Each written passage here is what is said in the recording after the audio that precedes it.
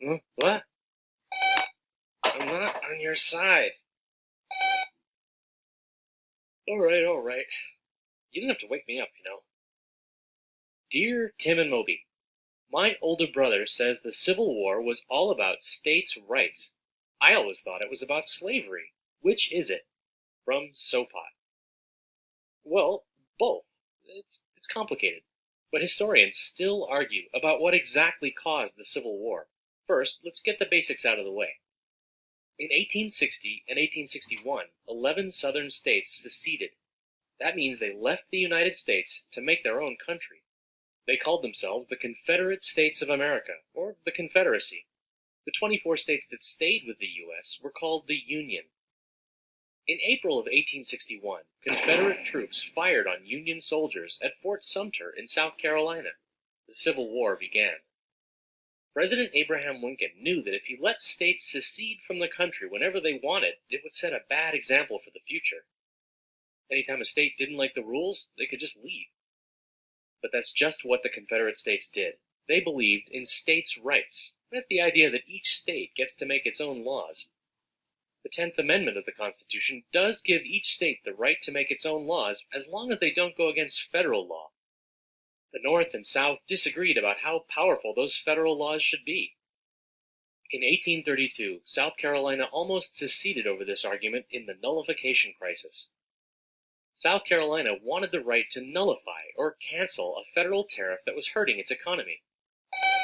Oh, a tariff is basically a tax, usually on trade. Tariffs usually favored northern industry and hurt southern farmers. Many historians argue that the main reason the southern states seceded was over states' rights.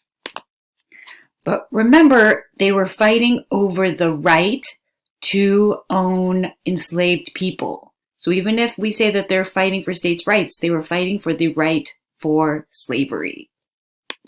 But others think that the main issue was slavery. By the time the U.S. Constitution was adopted in 1787, most of the states north of Delaware had made slavery illegal. They felt that slavery went against everything the United States was all about. From then until the Civil War, slavery divided the North and the South. Free states were especially worried about the Louisiana Purchase lands bought from France in 1803. They didn't want any new states to be pro-slavery. In 1820, northern and southern states agreed to the Missouri Compromise. It basically divided the Louisiana Purchase evenly between slavery and freedom, and it set a balancing rule so that for every free state that joined the Union, a slave state would also join. But in 1854, Southern politicians managed to pass the Kansas-Nebraska Act.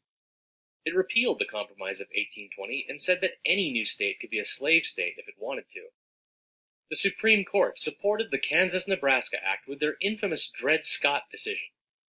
Dred Scott was a slave whose owner traveled throughout free states and territories. The court said that even when he traveled to free states, Scott still belonged to his owner. It also said that African Americans could never be U.S. citizens, and that slave owners from the South could keep their slaves if they moved to free states.